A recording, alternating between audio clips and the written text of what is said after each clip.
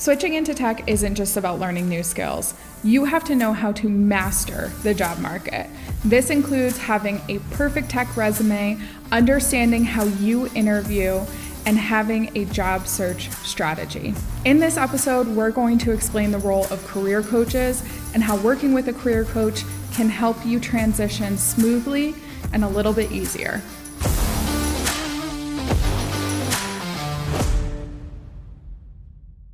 Courtney is our career success manager. This is the person who, when it comes to training, that's what we do. After the training, you need the support to actually break into tech. This is where you start working with Courtney's team. She brings in the expertise when it comes to helping you with your resume, with your presentation to the marketplace, job search and everything. So that's why I thought it was very important to bring Courtney to the conversation, to give people not only an idea about how to break into tech and the training area, but break into tech also implies having a career coach on your side, a career coach team on your side to actually make this happen. So welcome, Courtney. Let's talk about it. Yeah. What do we need to understand in terms of what it is you do with the students? Yeah, sure. So I think first and foremost, right, in some areas, your career coach becomes a little bit of everything, right? A mentor, a cheerleader, an emotional support person when you're really struggling to push through. But it's also about making sure that you have a tailored resume. And we've talked about, right, resumes and tailoring your resume to each role. Having a good base resume so you can help to minimize how much you have to tailor is really critical to making your job search efficient. Also having a job search strategy, right? We know just submitting resumes here and there doesn't work. And so creating a job search strategy and schedule that works for you, and interviewing. It's so important to identify how you interview so that you can show up to an interview genuinely. You can be your true self in an interview. And you need somebody on the outside who can help you stay true to you, but also still improve, right? So that's a little bit more about what we do. So, but what are the tools you use in terms of supporting students at that stage?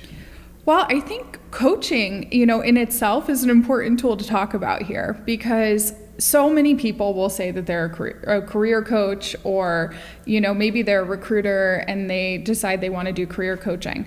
But coaching in itself is a strategy and a skill that we use to help guide you to the tools, to help you understand what tools you already have and how you can help yourself stand out with them.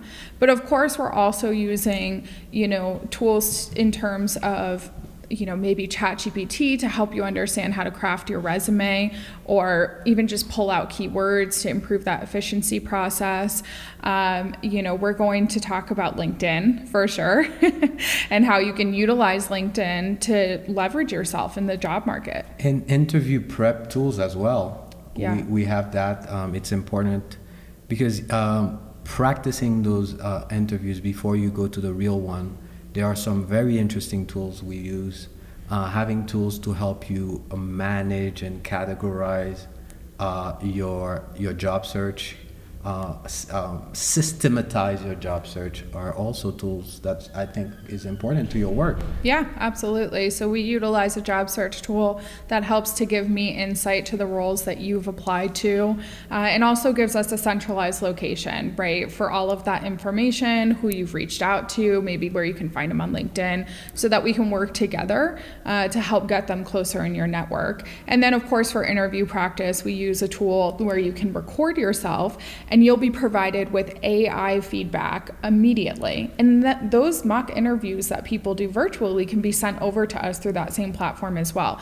So you can do way more practice, right? And oftentimes when we practice and we watch ourselves back, people usually don't do that on a regular basis. So you'd be surprised how quickly you can pick up on, some self-reflection from watching your first recording. Yeah, and we use tools, but we also have real mock interviews with interviewers that are seasoned to give you immediate feedback. Yeah. So we combine AI tools but at least at Yellowtail Tech, we really believe on the human touch to the process. Absolutely. So we combine the two.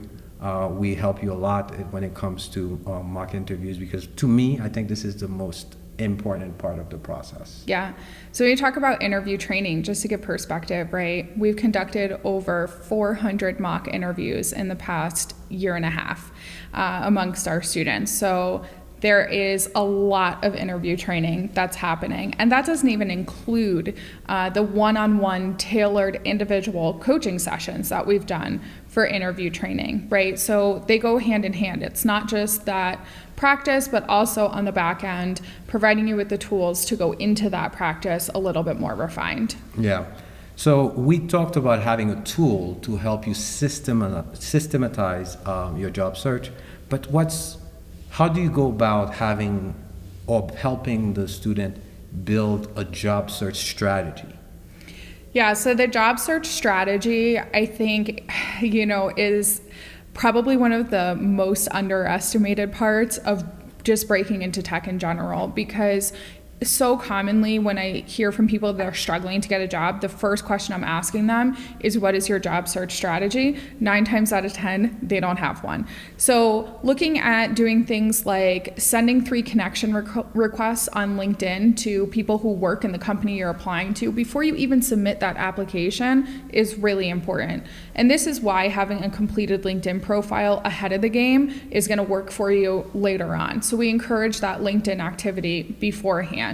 Also, having a list of companies that hire roles that you're interested in is super important, because you want to keep an eye out for not only when they're hiring, but when people in that company announce a new job. I think this is one of the most missed things in job search, right?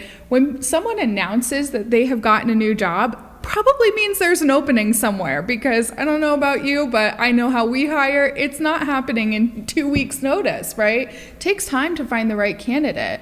So that job's probably still open. When you see that happy announcement, go check what company they've been working for and look at their careers page to see what's still open. Yeah, and what we do also at Yellowtail Tech is we have a personalized plan for every single student. So that's super important. It's not a one size fits all. No. It definitely wouldn't work. No. So how do you manage your team and your time to be able to give people the right amount of support to actually have that personalized plan for them? Yeah. So a lot of communication, of course, right? We're doing a lot of check-in. On the back end, we do a lot of audit. We check pace and see that people are sticking to the plan that we have put together for them, so that there's an accountability layer there, right? Of course, that's also dependent on self-accountability, but we'll hold you accountable either way.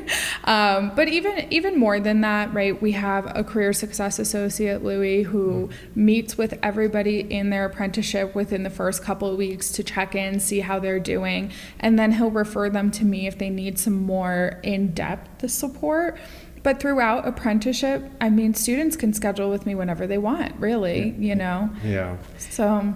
Another thing I know that's a big deal, and that's actually to me is the most difficult part, is helping people with their mindset around breaking into tech. Yeah. And their confidence. Yeah. How do you work on that?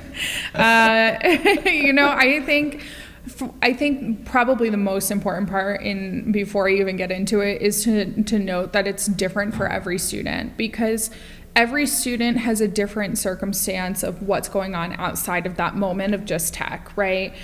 So sometimes we do have, instances where life gets in the way and it's really impacting their flow. But from a confidence piece, right, we know that imposter syndrome hits in tech. I have yet to see one single student who has not experienced some factor of imposter syndrome.